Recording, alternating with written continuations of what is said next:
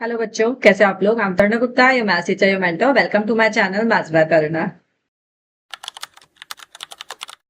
हाँ जी बच्चों, so sample paper 23-24 from CBSE हम लोग कर रहे हैं। We have already done till question number 8। Today I am going to do question number 9 with you. आपको सारे पेपर्स करने हैं बोर्ड के बिफोर योर एग्जाम्स, करने ही है अगर आपको 90+ आने हैं तो। अब आ जाइए, स्टार्ट करते हैं। सो क्वेश्चन नंबर 9 हमें क्या बोल रहा है। If O is a center of a circle and chord PQ, ये PQ chord है, ये O center है, makes an angle chord PQ makes an angle 50 degree with the tangent PR।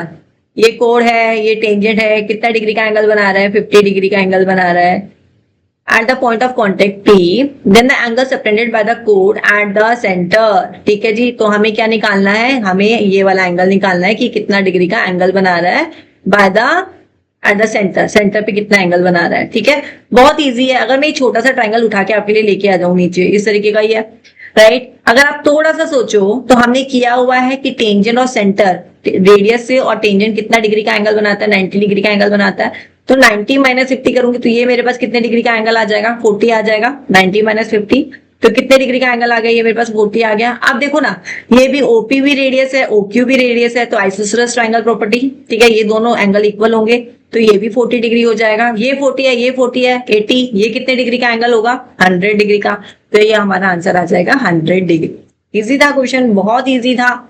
बस थोड़ा सा एक टेंजेंट वाला प्रॉपर्टी याद होना चाहिए कि एंगल 90 डिग्री बनाता है फ्रॉम द योर रेडियस से टेंजेंट पे 90 डिग्री का एंगल बनता है। 50 दे रखा है, उसको माइनस कर दो, आपके पास रिमेनिंग एंगल आ जाएगा। रिमेनिंग को फिर आपको पता है OP equals to OQ, radius है, आइसोसेलेस ट्रायंगल प्रॉपर्टी, फिर आपको ये भी 40 हो जाएगा। फिर दोनों को एंगल सम प्रॉपर्टी लगाइए ऑन दिस, डन। बहुत इजी था। हाँ जी, so now come to the question number 10 में क्या बोल रहा है, अ क्वाड्रिलेटरल PQRS। हमारे पास में क्वाड्रिलेटरल है PQRS, you can see that, right. अब हमें क्या बोला है इसमें, हमें बोला है कि PQ हमारे पास में 12 है, फाइन। ये हमारे पास 50 है, ये हमारे पास 14 है। हमें इसकी लेंथ निकालनी है, this SP we have to find out this. ठीक है, अब हमें ये निकालना है। तो अगर मैं बोलूं, ठीक है, इसको इरेज कर देते हैं, अभी वी गॉट टू नो कि हमें क्या करना है। अगर इसको फिगर को थोड़ा बड़ा कर ले, नहीं फिगर बड़ा करके फिर मुझे सर्कल भी बनाना पड़ेगा, ले ले।